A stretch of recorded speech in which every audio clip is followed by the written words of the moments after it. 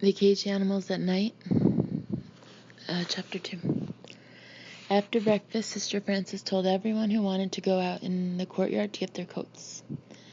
The sun was bright but not warm. I walked to the far side of the yard and sat down. I was very careful not to have stepped on any lines, and there were lots of them. The yard was made up of hundreds of squares, great for boxball or hit the stick. 3 sides of the yard were bordered by the high wire mesh fence.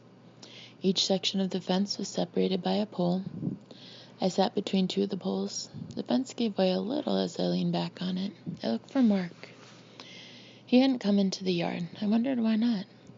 I watched the boys on one side of the yard and the girls on the other. The boys played ball or Johnny ride the pony, while the girls skipped rope. I was amazed to see how many girls in this world had ropes, all of them. Hi, what's your name? I looked up to see a little girl looking down at me. She had fluffy blonde hair that was pulled into 2 bunches, then tied with blue ribbons. Her cheeks were freckled. Her eyes were blue and sparkly. Hi. What's your name? She asked again. Jennings, I said weakly. I wasn't at all used to talking to girls. Jennings? What's your first name? That is my first name. My name is Stacy. Stacy Ann Perry. Can I sit down? Before I could even think of an answer, she was sitting. Yeah, sure. How old are you? 8.5. Me too. Well, almost 8.5. Are you a part-timer or a lifer? Part-timer. Yeah, me too. My mother's having a baby, probably a girl. I asked her to have a girl. I'd love to have a sister. Do you have any sisters? I couldn't believe how fast she could talk. No. I got brothers. Brothers? That's nice. How many brothers do you have? 5. 5. That's nice. I don't have 5? That's a lot of brothers. Are they all in here? No. I don't know where they are. Do you like it here? No, I don't. No, I don't either. My mother says if I behave myself, she'll buy me a doll when I get home. I looked around the yard from time to time to see if any of the boys saw me with the girl. They hadn't. I still didn't see Mark anywhere. She talked so fast about so many different things, it was hard to keep up with her. I smiled every so often and grunted a little. That seemed to satisfy her. Finally, I spotted Mark. I think my friend wants me, I said. I got to my feet. Oh, all right. She seemed disappointed. I'll see you later. I smiled weakly and backed away. All right, she brightened up. I'll see you later. Mark was playing boxball with a milky white skinny kid with sandy brown hair and 2 giant front teeth. He looked like a beaver. Can I play the winner, I asked. Nah, I don't want to play anymore after this, Mark said as he missed his point. He retrieved the ball and served. Why not find someone else to play with? His remark was sharp, and it hurt. Okay, I said, and I backed away. I thought he might say something else, but he didn't. He just kept on playing his game. I wandered back over to the fence. Stacy wasn't anywhere to be seen, so I sat down. I watched Mark and the kid playing. I didn't know why Mark didn't want to play with me. Maybe he was mad at me from this morning when he explained to me about Doggy. I watched silently from my stone seat with the wire mesh back. I thought back to Our Lady of Mercy schoolyard. There was something different going on here. The sound was different. The kids in the schoolyard were noisier. These kids weren't noisy enough to be playing. They're not playing. They're waiting. They're not playing at all. Every kid in this yard was waiting for something. I was waiting for Mom. Other kids were waiting to be lent out. Others, like Mark, were waiting for the next click. I hated this place. The click snapped the yard to attention. I laughed a little to myself because he hadn't had long to wait. The second click sent everyone scurrying about the yard, forming lines. I hesitated for a moment, but only a moment. The memory of the pain to my shoulder and ears made me get to my feet. I located 26's funny ears and followed them. I ate some of the stew and drank some milk. I looked around the room as I had done before, but this time I saw the kids. For the first time, I really saw them. They were eating in silence. Their faces were drawn and blank. They weren't frowning, but neither were they smiling. They weren't anything at all. I moved my glass into a spot where I could look at my own face in the reflection. I was one of them. I found Mark sitting by himself just outside the classroom door. "Want to play tic-tac-toe?" I asked. "Nah." "Want to play box ball?" "Nah." "Want to..." "Look, Jennings, I ain't mad at you or nothing. I just don't want to play with you today." We sat in silence. "Don't you see, if we keep playing with each other all the time," he broke off to kick some make-believe object from one foot to the other, "we're going to become friends. And you know that's, against the rules." I finished his words and got to my feet. As I made my way across the yard to the fence, I looked back. Mark was still kicking his make-believe object. He was interrupted. "Hey, Dumbo, what are you doing?" Butch snarled at him. I turned away and kept walking. I reached the fence and leaned into it. To my surprise, it had a lot of give to it. I sprang off the fence. It was like a great vertical trampoline. I leaned into it and sprang off again. It was fun. I did it again. "What are you doing?" Stacy asked as she approached. "Bouncing." "That looks like fun. Can I bounce too?" Of course I didn't have to answer her. In a flash, she was standing alongside me, bouncing. "You have beautiful red hair and freckles," she said. Oh, gosh. The heat rose instantly into my face and neck. I was sure I was close to the color of my hair. I quickly shot a glance in the direction of the boys. The last thing I wanted was for any of them to overhear her or see us playing together. I was safe. They hadn't noticed. We bounced a few more times before I heard the giggles from the girls' side of the yard. I turned my head, and not 10 feet from us were about a dozen girls. If at all possible, I got redder.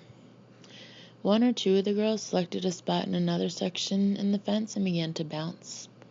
It wasn't long before all the girls began selecting spots and bouncing on and off the big fence. Suddenly, I became aware of the laughter from the direction of the boys. I was afraid to look, but I did.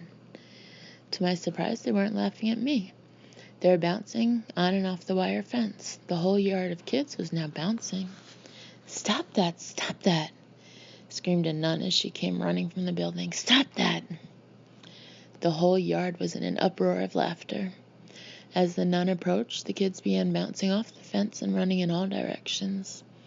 The laughter continued as the nun chased us into the building. I sat on the curb of the playroom. I watched Butch ride the big purple bike and wondered how long he'd be in this place. I was hoping he'd go home or something so I could ride the bike. I spotted Stacy enter from the far side of the room. I crawled away from the curb and around to the back of one of the pillars. The last thing I wanted was for her to get talking to me again. "Hello, what are you doing back here? Are you playing a game or something?" Stacy looked around to see who I might be playing with. "No," I said, "I was just thinking." "About what?" she asked as she plopped down next to me. "Oh, gosh." "There, you said it again. Why do you say, 'oh, gosh'?" I like to say, 'oh, gosh.'" "Why?" "Oh, gosh. I think you're embarrassed. Are you embarrassed?" I felt the redness approaching. "I'm not embarrassed." I fibbed. "I'm just not used to talking to girls, that's all." "Is it different than talking to boys?" "Oh, gosh." I got to my feet. "I'm tired now. I'm going to bed." I began to back away from her toward the curb. "I'll see ya." "All right," she said quietly. I dashed across the raceway and opened the door marked boys. I looked back. She was still on the floor where I left her. There was disappointment on her face, almost a sadness. I saw in her what I felt in me when Mark told me he didn't want to play with me. I closed the door, I took a deep breath, and began to make my way around the room back to Stacy. I thought if I went the long way, I might gather some courage on the way. I reached her. "You came back." I didn't explain why, and she didn't ask me. I let her do the talking. She was good at that. She told me she lived in Elmhurst, Queens. She said her real father left her mother when she was a little baby. Mom's new husband talked her into putting me in this place. I don't think he likes me very much. I was half listening and half watching out for anyone who might be watching me. Suddenly, she leaned over and kissed me.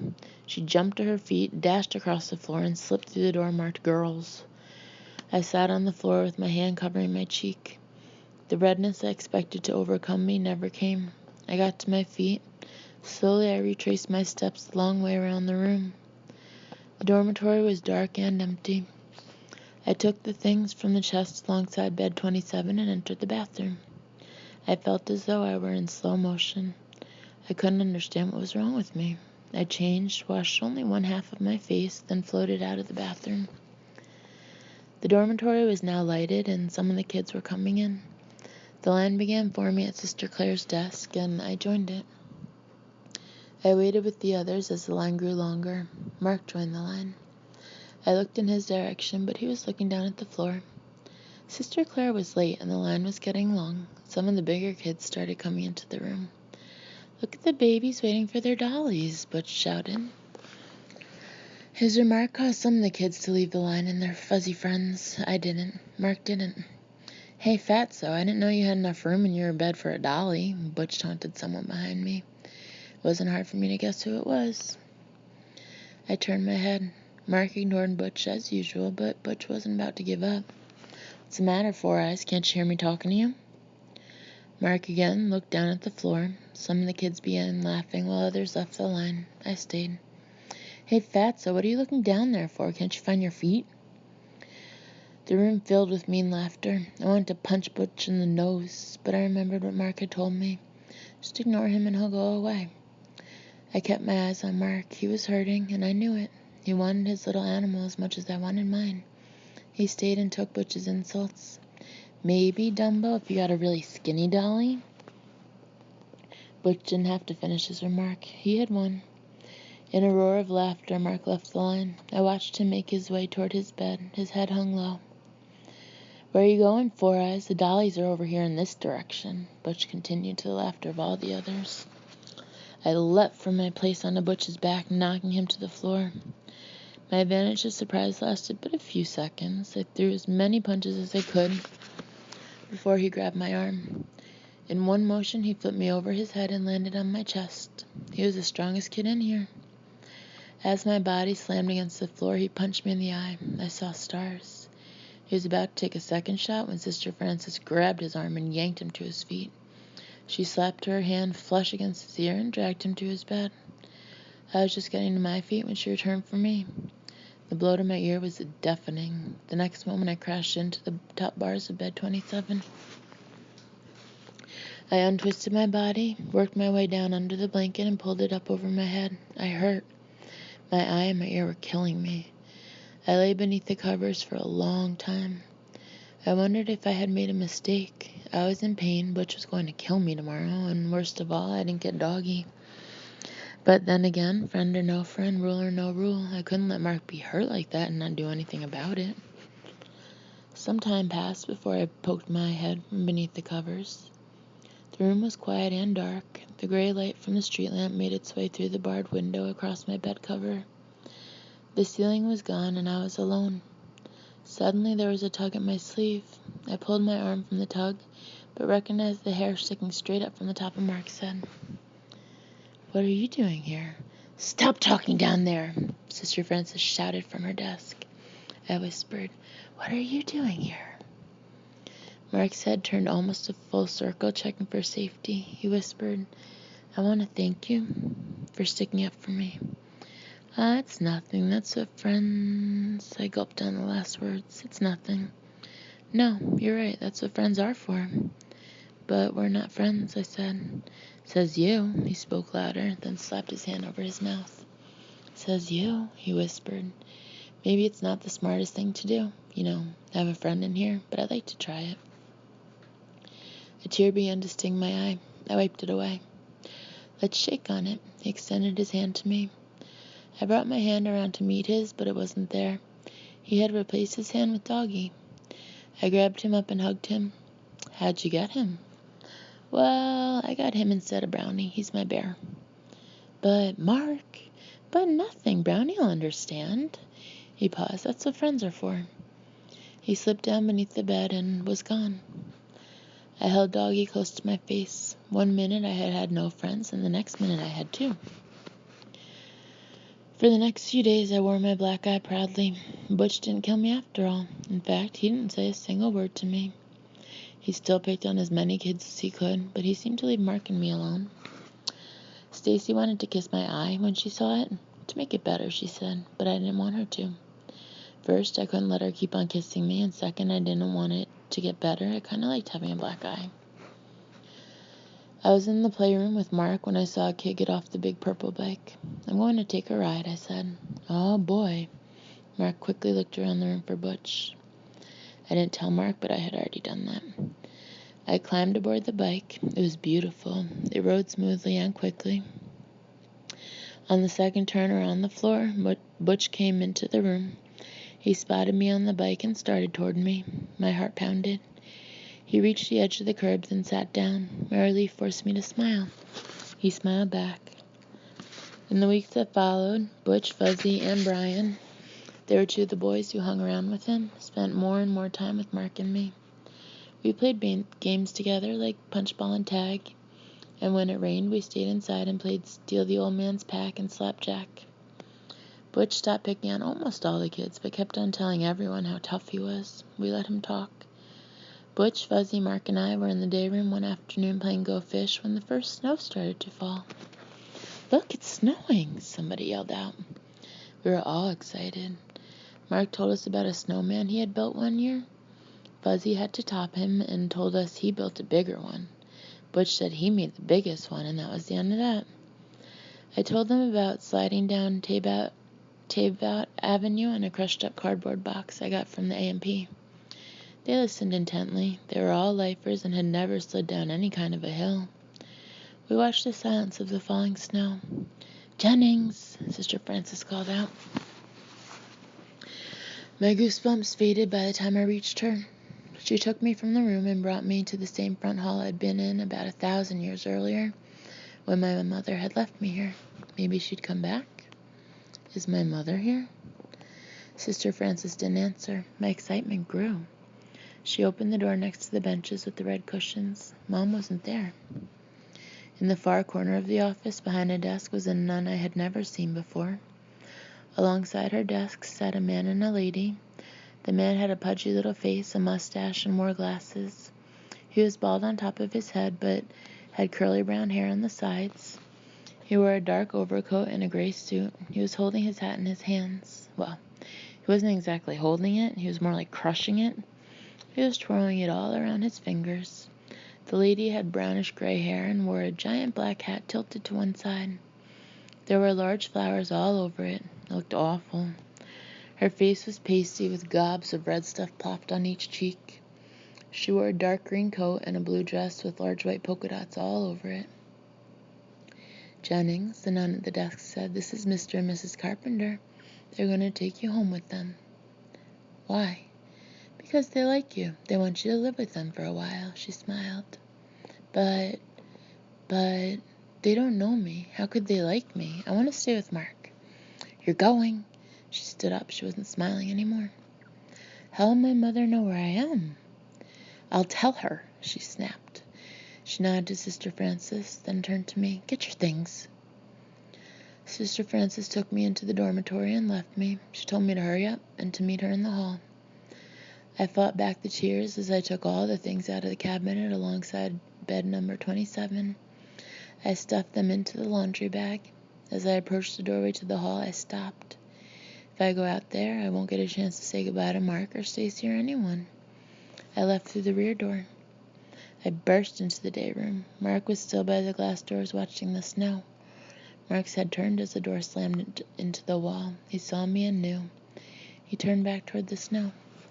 I'm leaving, I mumbled. Yeah. I extended my hand to his shoulder. He didn't look up at me, but he took my hand. He shook it. Are you going home? He asked, as though he were talking to the glass doors and the snow. No, I'm being lent out. My lip quivered, as did my voice. Mark didn't say anything. He just sat there watching the gently falling snow. Will you say goodbye to Stacy and the others for me? He nodded his head. I stood there wanting to say more, but I couldn't. I slowly backed my way to the door and slipped out. Mark never looked back. Sister Frances took me to the front hall and the carpenters. They led the way down the now snow-covered steps, and I followed. "Wait!" I shouted. I turned back toward Sister Frances. "Sister, I want Doggy. Can I have Doggy?" "No, he doesn't belong to you." She started in the door. "Oh, yes, he does. I grabbed her around the waist. "Oh, please, sister, let me take him," I cried. "No, he belongs to all the children." "No, sister, he doesn't. He belongs to me. Nobody else wants him but me." "Oh, please." "No." She pushed me away and slammed the door. Doggy was gone. I felt the worst pain I had ever known. It wouldn't go away. The tears did not come to my eyes. I hurt too much. Mr. Carpenter put me in the back seat of the car and we drove off. They may or may not have spoken to me. I could hear nothing. My friend Doggy was gone, and I never even got a chance to say goodbye to him for keeps.